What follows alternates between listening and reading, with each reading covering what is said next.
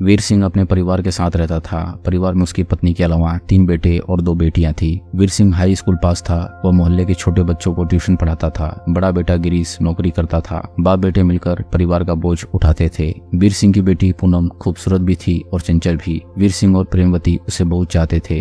पूनम एक स्थानीय स्कूल में 10वीं में पढ़ती थी। 15 वर्षीय पूनम उम्र के उस पायदान पर खड़ी थी जहां शरीर में काफी बदलाव आ जाते हैं और दिल में उमंग की लहरें हिचकोले लेने लगती है। पूनम पहले से ही सुंदर थी, लेकिन जब कुदरत ने उसके बदन को खूबसूरती के सांचे में ढालकर आकर्षण आकार दिया तो उसकी सुंदरता कयामत ढाने लगी, जिसका पूनम को भी एहसास हो गया था।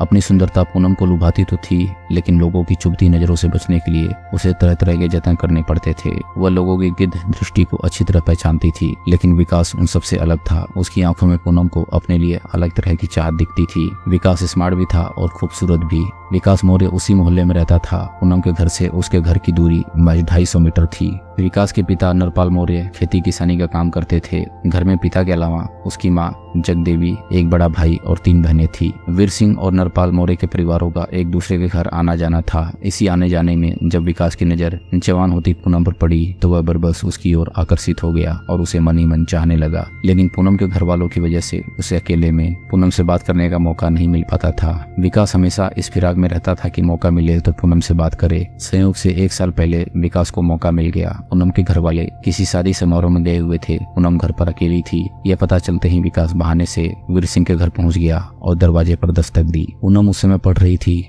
दस्तक सुनकर उसने दरवाजा खोला तो सामने विकास खड़ा था। विकास को देखकर वो बोली, सब लोग शादी में गए हैं, घर में कोई नहीं है। विकास ने पूनम की बात खत्म होते ही कहा, देखो पूनम, आज मैं सिर्फ तुमसे ही मिलने आया हूँ। चाचा से मिलना होता तो कभी भी मिल लेता। ठीक है, अंदर आ जाओ और बताओ मुझसे क्यों मिलना है। पूनम के कहने पर विकास अंदर आ गया। विकास के अंदर आते ही पूनम फिर से बोली, हाँ विकास बोलो, क्या कहना चाहते हो। विकास एकटक पूनम की ओर देखते हुए बोला, दरअसल मैं बहुत दिनों से तुमसे एकांत में मिलना चाह रहा था। मैं तुम्हें दिल से चाहने लगा हूँ। मुझे तुमसे प्यार हो गया है। दिल नहीं माना तो तुमसे मिलने चला आया। विकास आगे कुछ और बोलता, इससे पहले पूनम के होंठों पर हंसी आ गई। वह मुस्कुराते हुए बोली, आते जाते तुम मुझे जिस तरह से देखते थे उससे ही मुझे आभास हो गया था कि जरूर तुम्हारे दिल में मेरे लिए कोई चाहत है। इसका मतलब तुम भी मुझे पसंद करती हो। तुम्हारी इन बातों से विश्वास हो गया कि हम दोनों के दिल में एक दूसरे के प्रति प्यार है। विकास कुछ और बोल पाता तभी पूनम बोल पड़ी, मम्मी पापा के आने का समय हो गया है, इसलिए तुम अभी यहाँ से चले जाओ। मुझे मौका मिला तो मैं फिर बात कर लूंगी।